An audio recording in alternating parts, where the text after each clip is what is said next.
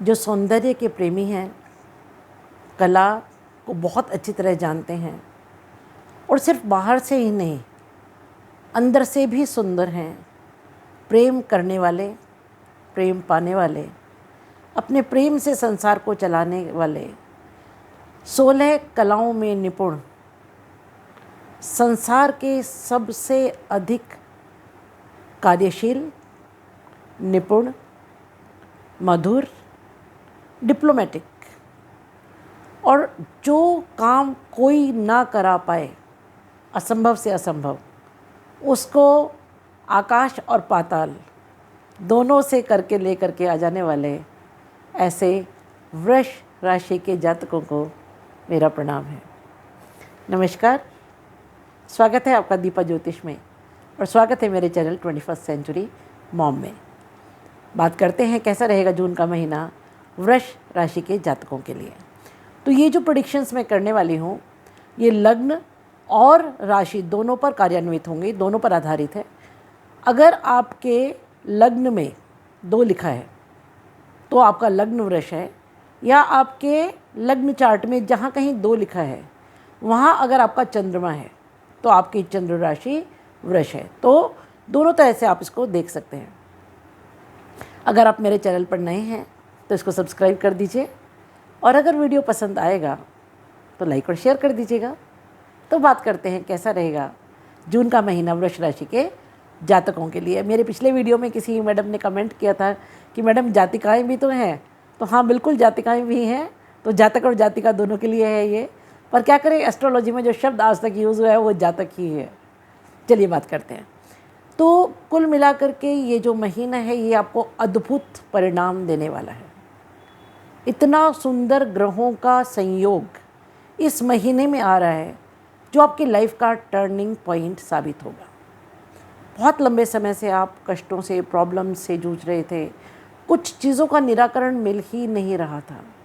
ऐसा लग रहा था कि बस अब कुछ होगा ही नहीं, अब कोई सोल्यूशन निकलेगा ही नहीं, अब छोड़ दो, अब बहुत हो गया, अब हमसे नहीं होगा, अब और कोशिश करना बेकार है। मगर नहीं जी, यही तो समय है कोशिश करने का। इस समय ही तो नहीं छोड़ना है, बिल्कुल नहीं छोड़ना है। क्यों? क्योंकि इस महीने जो ग्रहों का जमावड़ा है वो आपके लग्न में है। देखिए, लग्न का स्वामी, वृष राशि के स्वामी शुक्र, जो दैत्य गुरु हैं, जो सारे सुख सुविधाएं, धन संपदा, विलासिता, गाड़ी, भवन, मकान, ज़मीन, वाहन, सब कुछ देने वाले हैं, जो प्रेम देने वाले हैं, जो भौतिक सुखों को देने वाले हैं, जो सांसारिक सुखों को देने वाले हैं, जो वैवाहिक जीवन में प्रेम देने वाले हैं, वो शुक्र अपने ही घर में बैठे हुए हैं 12 तारीख तक। इससे ज़्यादा सुंदर स्थिति और क्या हो सकती है। और अकेले नहीं बैठे हैं, उनके साथ 12 तारीख तक यहाँ शुक्र हैं, 14 तारीख तक सूर्य हैं और बुध हैं 15 तारीख तक। और सबसे सुंदर स्थिति ये है कि बृहस्पति आपके लग्न में लगभग 1 साल के लिए आए हुए हैं। अब आप कहेंगे मैडम शुक्र और बृहस्पति तो शत्रु हैं। जी हाँ, बिल्कुल शत्रु हैं। लेकिन 2 गुरु जब कहीं होते हैं, बृहस्पति के घर में शुक्र जाएं या शुक्र के घर में बृहस्पति जाएं, तो दोनों मिलकर के, क्योंकि दोनों गुरु हैं, सोच दोनों की बड़ी है, ऊंची है, तो उस घर का उत्थान करते हैं। तो पहला घर किस चीज़ का है सिंबॉलिक? आप खुद, आपका शरीर, आपका मन, आपकी आत्मा, आपकी टोटल पर्सनालिटी, वो है फर्स्ट हाउस। तो आप अपनी पर्सनालिटी में एक बहुत ज़बरदस्त चेंज पाएंगे। आपके विचार बहुत पवित्र हो जाएंगे, आप पूजा पाठ की तरफ जाएंगे, आप ज्ञान पाने की कोशिश करेंगे, आप बहुत उदार हो जाएंगे, आप सबका भला करेंगे, क्योंकि गुरु वहाँ पर हैं और बृहस्पति तो देव गुरु हैं। तो आपकी, हमारा फर्स्ट हाउस क्या है? हमारा हेड, हमारी बुद्धि, हमारा संपूर्ण व्यक्तित्व। तो आपका व्यक्तित्व देवगुरु जैसा हो जाएगा। ये बहुत सुंदर स्थिति है, बहुत सुंदर स्थिति है। और जो बाकी ग्रह इस समय यहाँ पर हैं वो आपको बहुत कुछ दे करके जाएंगे। आपके पर्सनैलिटी में एक ओवरऑल चेंज होगा, आपका एक ऑरा ही डिफरेंट होगा, जिसका आपको भी अभी तक ज्ञान नहीं था। आप भी इठलाए इठलाए घूमेंगे, क्योंकि आपको समझ ही नहीं आएगा कि ये सब कहाँ से आ रहा है। ये सब इसलिए आ रहा है क्योंकि इतने सारे सौम्य ग्रह, हाँ लेकिन सूर्य को क्रूर ग्रह माना गया है, लेकिन उसके बावजूद सूर्य क्रूर ग्रह होते हुए भी आपको एक बहुत ज़बरदस्त ऑरा देंगे, आपको पावर देंगे, एडमिनिस्ट्रेशन देंगे, ताकत देंगे, ओज देंगे। हाँ, थोड़ा सा अहंकार स्वभाव में आ सकता है, उसकी उम्मीद है, उससे थोड़ा बचिएगा, क्योंकि अगर अहंकार आता है तो वो अच्छा नहीं है। वैसे भी जब सूर्य यहाँ होंगे तो उनकी सप्तम दृष्टि आपके सप्तम भाव पर होगी, पूर्ण दृष्टि। तो देखिए, इन तीनों ही ग्रहों की एक्चुअली पूर्ण दृष्टि फर्स्ट हाउस से आपके सप्तम घर पर होगी, तो वैवाहिक संबंध मधुर होंगे, आपके बिजनेस पार्टनरशिप बहुत अच्छी होगी, आपका बिजनेस बहुत अच्छा चलेगा। और जो प्रॉब्लम्स आपकी मैरिड लाइफ में आ रही थी, या बिज़नेस में आ रही थी, या बिज़नेस पार्टनर्स के साथ आ रही थी, या दोस्तों के साथ आ रही थी, अभी अचानक से उन सब का एक ज़बरदस्त निराकरण होगा। लेकिन क्योंकि सूर्य यहाँ है तो आप थोड़े से ईगोइस्टिक हो सकते हैं, ईगो से बचिएगा। अब एक बहुत सुंदर चीज़ ये कि जब ये जो ग्रह हैं, बृहस्पति को छोड़ के बाकी सबका जो ट्रांजिट है वो 12 तारीख के बाद शुक्र आपके सेकंड भाव में आ जाएंगे, धन भाव में, जहाँ मिथुन राशि है। और यहाँ पर बुध अपनी ही राशि में आ जाएंगे 15 तारीख से, और सूर्य आ जाएंगे 14 तारीख से। तो ये तीनों ग्रह जब आपके धन भाव में आ जाएंगे, आपके दूसरे घर में आ जाएंगे, तो दूसरा घर आपकी वाणी का घर है, दूसरा घर आपके कुटुंब का घर है, और धन के संचय का घर है। धन का लाभ कितना होगा ये हम 11वें घर से देखते हैं, और जो धन है उसका संचय कितना होगा ये हम देखते हैं आपके सेकंड हाउस से। तो सेकंड हाउस बहुत रिच होगा, धनागमन होगा, अच्छा खासा धनागमन होगा, धन का संचय होगा, वाणी मधुर होगी। जैसे कि मैंने कहा सूर्य यहाँ पर है, थोड़े ईगो अब यहाँ क्रिएट करेंगे वाणी में परिवार के साथ, उससे थोड़ा सा बचिएगा।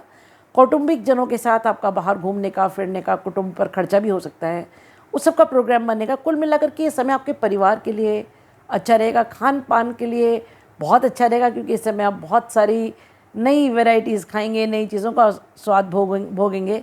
और कुल मिला के सेकेंड हाउस रिच रहेगा। और सबसे अच्छी बात ये कि इसकी जो दृष्टि है सेकेंड हाउस की, क्योंकि 8th हाउस पर होती है, 8वां घर जो आयु का घर है, 8वां घर जो अज्ञात वस्तु, अज्ञात धन, अज्ञात ज्ञान, जो छुपी हुई चीज़ें हैं उनका घर है, जो ट्रांजिशनल चीज़ों को दिखाता है, एक ट्रांजिट को दिखाता है, हमारे जीवन में बदलाव को दिखाता है। तो ये जब तीनों ग्रहों की दृष्टि सेकेंड हाउस से पूर्ण दृष्टि, 7वीं दृष्टि आपके 8th हाउस पर पड़ेगी, तो अचानक धनागमन, अचानक कोई ज्ञान प्राप्ति, आप ऑकल्ट की तरफ जा सकते हैं, आप आर्कियोलॉजी की तरफ जा सकते हैं, आपको ससुराल से इस समय लाभ होगा, क्योंकि 8वां घर आपके ससुराल का घर है। बात करें तीसरे घर की, तो तीसरे घर में कर्क राशि जिसके स्वामी चंद्रमा हैं, और यहाँ पर राहु की पंचम दृष्टि है, क्योंकि राहु आपके बैठे हुए हैं मीन राशि में, आपके 11वें घर में, इच्छा पूर्ति के घर में। तो चंद्रमा पर राहु की दृष्टि बहुत अच्छी नहीं है, तो मन विचलित रहेगा। ऐसे फियर्स आप अज्यूम कर लेंगे जो एक्चुअली कहीं एग्जिस्ट ही नहीं करते। अरे कहीं ऐसा ना हो जाए, कहीं वैसा ना हो जाए, कहीं ये ना हो जाए, कहीं वो ना हो जाए। कुछ नहीं होगा जी, फालतू में अपने मन को मत डराइए, क्योंकि जब राहु चंद्रमा पर दृष्टि रखता है तो अननेसेसरी फियर्स देता है, और अचानक कम्युनिकेशन, अचानक पड़ोसियों, क्योंकि जो आपका 5वां घर है वो छोटे बहन भाई का घर है, पड़ोसियों का घर है, कम्युनिकेशन का घर है, छोटी यात्राओं का घर है। अचानक आपका प्लान बना और बस बिस्तर बोरिया बांधा और आप कहीं निकल गए, अचानक यात्राएं होंगी, कुछ ऐसी चीज़ें होंगी अचानक आपके छोटे बहन भाई की लाइफ में, आपके पड़ोसियों की लाइफ में, या आपके उनके साथ, या तो अचानक अच्छा या अचानक बुरा, क्योंकि ये इस बात पर डिपेंड करेगा कि आपका तीसरे घर में कौन से ग्रह बैठे हैं, और राहु आपके जन्म कुंडली में स्ट्रांग है कि वीक है। बात करें चौथे घर की, तो चौथे घर में सिंह राशि है जिसके स्वामी सूर्य है। तो चौथा घर आपका भूमि, भवन, वाहन का घर है, आपके सुख का घर है, आपकी माताजी का घर है। और यहाँ पर सूर्य के घर पर शनि की पूर्ण दृष्टि, क्योंकि शनि आपके 10वें घर में बैठे हैं, कुंभ राशि में बहुत स्ट्रांग पोजीशन में बैठे हैं। तो शनि देखिए बिना बात बदनाम है बेचारे, एक्चुअली तो वो कर्म फल दाता है। हमने जो कुछ किया है सिर्फ और सिर्फ उसका फल मिलता है। अब लोग कहेंगे हमने तो अभी कुछ किया ही नहीं, हमने कहाँ कुछ खराब किया है, हमें फिर खराब कर्म क्यों मिला? तो जी आप अपना ये जन्म ही जानते हैं ना, इसका पहला जन्म, उसके पहला जन्म, उसके पहला जन्म, लाखों जन्मों से गुजर करके पहुँचे हैं हम यहाँ तक। कितने जन्मों के बारे में आप जानते हैं, कितने कर्मों के बारे में आप जानते हैं? और वैसे भी देखिए, ये एक नेचुरल फैक्टर है कि अकूत दौलत, अकूत ताकत जब इंसान के पास आ जाए, तो आप हों या मैं हूँ, सबसे पहले उसका असर बुद्धि पर होता है। और उस घमंड में हम पता नहीं कहाँ कहाँ किस किस जन्म में क्या क्या करके आए हैं। तो अच्छा अगर मिल रहा है तो भी वो भी हमारे कर्मों का फल है। क्योंकि लोग कहते हैं शनि खराब देते हैं, नहीं जी, मैंने तो शनि की 7.5 ढैया में लोगों को खाकपति से अरबपति होते देखा है, अरबपति से खाकपति भी होते देखा है। मैं 36 ईयर से एस्ट्रोलॉजी में हूँ और मेरा अनुभव है कि शनि बिल्कुल नाप तोल करके जो हमने किया वही देते हैं। अब बात ये, चौथे घर पर जब शनि की दृष्टि होगी तो क्या होगा? तो देखिए, जब हम चौथा घर, क्योंकि भूमि, भवन और वाहन का घर है, तो ये आपसे मेहनत कराएंगे, भूमि, भवन और वाहन खरीदवाएंगे। और सबसे अच्छी बात ये है कि आप जल्दबाजी में कुछ उल्टा सीधा गलत नहीं कर लेंगे। ये एक ऐसा परचेजिंग या ऐसा एस्टेब्लिशमेंट आपसे कराएंगे जो आगे आने वाले 20 सालों की सुदृढ़ नींव रखेगा। थोड़ा सा माता जी के स्वास्थ्य का ख्याल रखिएगा। और चौथा घर क्योंकि काल पुरुष का हृदय स्थान है, तो अपने ब्लड प्रेशर का और हार्ट का अगर थोड़ा सा भी प्रॉब्लम लगता है तो डॉक्टर के पास जाइए, उसको लाइटली मत लीजिए। बात करते हैं 5वें घर की, तो 5वें घर में केतु है। 5वें घर में आपकी कन्या राशि है जिसके स्वामी बुध हैं, और 5वीं घर के जो स्वामी है बहुत स्ट्रांग पोजीशन में बैठे हुए हैं। सेकंड हाउस में बुध और सूर्य मिलकर के बुधादित्य योग बना रहे हैं और बुध और शुक्र मिलकर के महालक्ष्मी योग बना रहे हैं। बहुत सुंदर स्थिति है। राहु की पूर्ण दृष्टि है। केतु का यहाँ पर होना, जैसा कि मैंने कहा, अचानक, केतु अचानक के कारक हैं। हालांकि केतु विरक्ति के भी कारक हैं, केतु विच्छेद के भी कारक हैं। तो ऐसा हो सकता है कि कुछ समय के लिए बच्चों से रिलेशंस आपके थोड़े से खराब हो जाएं। वाणी सही रखिएगा, बहुत कठोर नहीं होइएगा बच्चों के साथ, लेकिन उनके जीवन में अचानक घटनाएं आई होंगी, क्योंकि राहु इच्छा पूर्ति के भाव में बैठे हैं, 11वें भाव में बैठे हैं। कुछ ज़बरदस्त इच्छा पूर्ति, उनका शादी से कंसर्न, जॉब से कंसर्न, उनकी एजुकेशन से कंसर्न, कुछ काम ऐसे अचानक हो जाएंगे जिसकी आपने कल्पना भी नहीं की होगी, कल्पना भी नहीं की होगी। क्योंकि इस घर का जो स्वामी है बुध, वो बहुत स्ट्रांग पोजीशन में है और उसके साथ जो हैं वो सारे उसके अच्छे मित्र हैं, तो बहुत अच्छा ही कुछ दे करके जाएंगे। बात करें आपके छठे घर की, तो छठे घर में तुला राशि जिसके स्वामी शुक्र जब लग्न में थे तब भी वल्ले वल्ले थी, और जब दूसरे घर में मिथुन राशि में बैठे तब भी वल्ले वल्ले हैं, क्योंकि धन भाव में बैठे हैं, कुटुंब भाव में बैठे हैं। तो कुल मिलाकर के ये बहुत सुंदर स्थिति है। छठा भाव आपके रोग, ऋण और शत्रु का भाव है। छठे भाव में सौम्य ग्रह को हालांकि बहुत अच्छा नहीं माना जाता है। ऐसा मानते हैं कि सौम्य ग्रह तो बेचारे पिट जाते हैं वहाँ, लेकिन फिर भी क्योंकि वो स्ट्रांग पोजीशन में बैठे हुए हैं, तो आपका डेली रूटीन में थोड़ा चेंज आएगा। आप अपने सौंदर्य की तरफ थोड़ा सा ध्यान रखेंगे, वॉक करेंगे, एक्सरसाइज करेंगे और अपना जो वर्किंग है उसमें एक स्पीड आएगी, अब एक मोटिवेशन होगा। अब आपको एक ऐसा लगेगा जीवन निरर्थक था, अब आपको एक एम दिखने लगेगा जीवन का, अपने जीवन का एक उद्देश्य मिलेगा और उस उद्देश्य पर आप काम करेंगे। बात करें 7वें घर की, तो 7वें घर में वृश्चिक हैं, वृश्चिक राशि जिसके स्वामी मंगल हैं। मंगल बहुत सुदृढ़ स्थिति में, क्योंकि मेष राशि में बैठे हुए हैं, और इस 7th हाउस पर जो दृष्टि है वो 10वीं दृष्टि शनि की है और 9वीं दृष्टि राहु की है। तो शनि और राहु मित्र हैं। तो कोई बहुत बड़ा एस्टेब्लिशमेंट, कोई बहुत बड़ा हिसाब किताब, कोई बहुत बड़ा